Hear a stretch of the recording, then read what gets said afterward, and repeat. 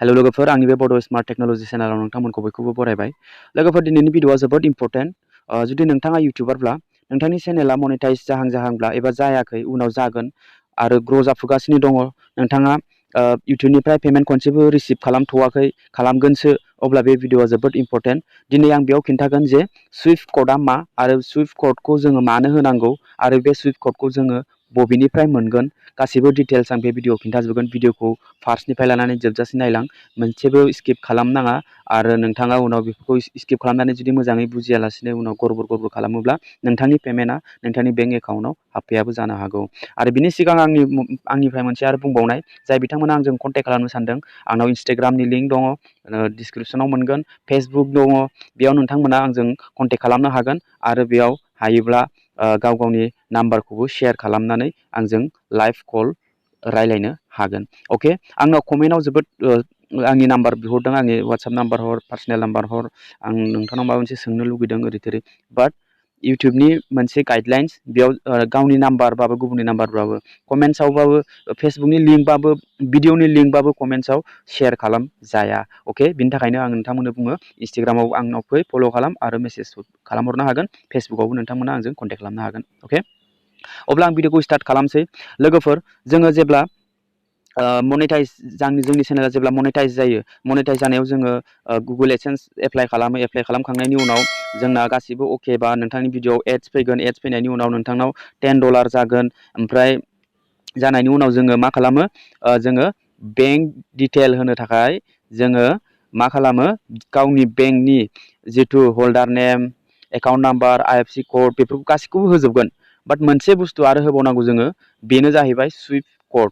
बे सुइफ्ट क'डआ जोबोद इम्परटेन्ट। जों वेर ट्रान्सफारनि थ्रु माने इन्टारनेसनेल ट्रान्जेक्सननि थाखाय बे सुइफ्टखौ जों होनाय जायो आरो बे सुइफ्ट क'डखौ जोङो जानला मानला फिसा फिसौ ब्रान्सआव मोना। नोंथांनि सिटियाव मोनसेल' सुइफ्ट क'ड थायो, जिथु नोंथांनि मेन ब्रान्स, बे मेन ब्रान्सआव बे सुइफ्ट क'ड थायो। बे सुइफ्ट क'डखौ नोंथाङा ब्रान्सआव थांलायनाङा, न'आव थानानैनो अनलाइननि थ्रु नोंथाङा बे सुइफ्ट क'डखौ लानानै नोंथाङा बेयाव फिलआप खालामनांगोन। बिनि उनाव जेब्ला नोंथांनि एकाउन्ट माबायाव एडसेन्सआव 100 एबा 100नि एबभ डलार जागोन, अब्ला बिनि उनाव बे सुइफ्ट क'डखौ होखाबाय नालाय 21 तारिखआव नोंथांनि गुगोल एडसेन्सआव आपडेट जाफैगोन। बिनिफ्राय 25 सिमहालागै 23, 24, 25 बे सानथामनि गेजेराव बबेबा सुनिबार देवबार थायो, बेयाव एसे लेटबो जानो हागौ, सप्तासेबो जानो हागौ। बेनि गेजेराव नोंथांनि बेंक एकाउन्टआव अट'मेटिकलि फैसाया हाबफैगोन आरो कनभार्ट जानानै बे डलारनिफ्राय इण्डियान रुपिसाव कनभार्ट जानानै। थिग बेफोरबायदिनो उनाव मिथिलांबाय थागोन नोंथांमोना। नाथाय दा आं खिन्थानो नागिरबाय जे सुइफ्ट क'डखौ जोङो मानो थाखाय होनांगौ बेखौथ' नोंथाङा मिथिखाबाय आरो बेखौ दा बहा मोनगोन, बेंकआव थाङालासिनो, ब्रान्सआव थांलायालासिनो जों माब्रै मोनगोन नोंथाङा नायलांदो। आङो बेहाय गुगोल क्रमखौ अपेन खालामबाय। बेयाव नोंथाङा सार्च खालामनांगोन सुइफ्ट क'ड फाइन्डार। अके, सुइफ्ट क'ड फाइन्डार एबा सुइफ्ट क'ड होबाबो जायो। सुइफ्ट क'ड फाइन्डार, आं बेयाव क्लिक खालामबाय। ओमफ्राय बेयाव क्लिक खालामनानै फार्स्टआवनो दङ bank.codes। अके, ओमफ्राय बे गाहायनि बेयाव सुइफ्ट क'ड सार्च अर फाइन्डार टुल्स, बेयाव नोंथाङा खनसे क्लिक खालामनांगोन। गोसो होना नाय लोगोफोर, बेयाव क्लिक खालामबायथ', बेयाव क्लिक खालामनानै बेफोरबायदि फैबाय। बिनिफ्राय गाहायावनो लोगो लोगोनो नोंथाङा मोनखागोन, बेयाव फार्स्टआवनो बेफोरबायदि नैबे पेज दङ, बेखौ नोंथाङा सेलेक्ट खालामना होनांगोन।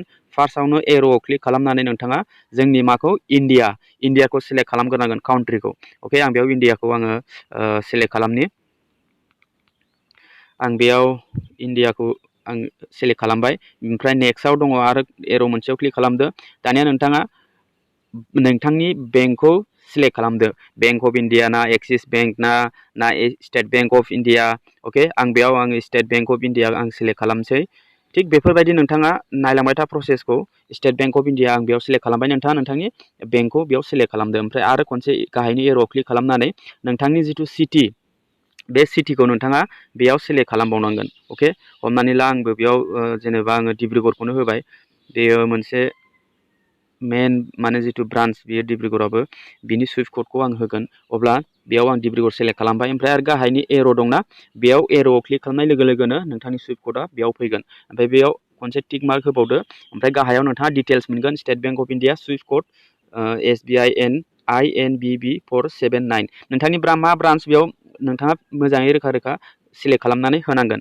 अके, ओमफ्राय गाहायावबो बेनो ओमफ्राय बेयो भेलिड डेटखौ नाय नोंथाङा जुलाइ 6 जुलाइ बे लास्ट आपडेट्स बे डेटखौ नोंथाङा नायनांगोन 2000 2001 2002 दङब्ला बे आपडेट जाथ'वाखै बेखौ होथ'नो नाङा गाहायाव मोनगोन नोंथाङा लास्ट आपडेट लास्ट डाटा बेस आपडेट होनदों 6 जुलाइ 2022 अके बियो फ्रेश सुइफ्ट कड नोंथाङाबो नोंथांनि ब्रान्चआव बेफोरबायदि ब्रान्चखौ सेलेक्ट खालामना होबाय बेफोरबायदि मोनगोन ओमफ्राय बेयाव गाहायाव दङ दा downside of international transfer with your bank अके बेनि दारैसो जोंनि एकाउन्टआव फैसाया हाबफैयो लोगोफोर बे बिराद इम्परटेन्ट अके आं खिन्थाबाय दा अनलाइनाव नोंथाङा सुइफ्ट कडखौ माबोरैहाय सार्च खालामनानै फिलआप खालामना होनांगौ जेब्ला नोंथांनि बेंक डिटेल जेब्ला होगोन अके गुगोल एडसेन्सआव अब्ला नोंथाङा मिथिबाय आङो भिडिअखौ बेखिनियावनो दोनथ'नाय जासिगोन भिडिअखौ मोजां मोनोबा लाइक खालाम आरो आंनि चेनेलाव फार्स्ट टाइम फैदोंबा चेनेलखौ साबस्क्राइब खालामनानै बेलनि अल नटिफिकेसनखौ अन खालामनानै होदो